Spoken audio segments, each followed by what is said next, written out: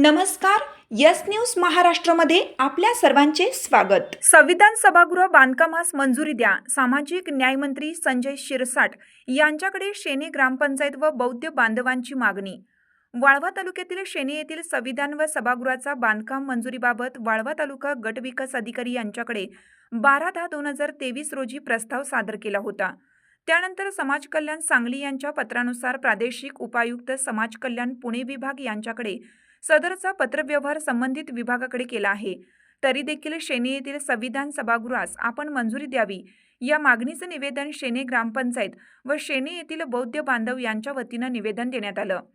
यावेळी माजी सरपंच विनायक निकम, माजी चेअरमन राजू पाटील, डॉक्टर गणेश पाटील, सुजित पाटील, रवी पाटील, ग्रामपंचायत सदस्य वैभव शेटके, भीमनगरचे अध्यक्ष खंडू कांबळे, माजी ग्रामपंचायत सदस्य संदीप धुमाळ, शहाजी धुमाळ, नाना धुमाळ, सचिन धुमाळ, आकाश धुमाळ, आप्पासो धुमाळ, पोपट धुमाळ, आदम मुल्ला व ग्रामस्थ उपस्थित होते.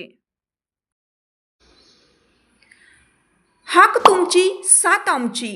यस न्यूज महाराष्ट्र चॅनलला लाईक करा व सबस्क्राईब करायला विसरू नका.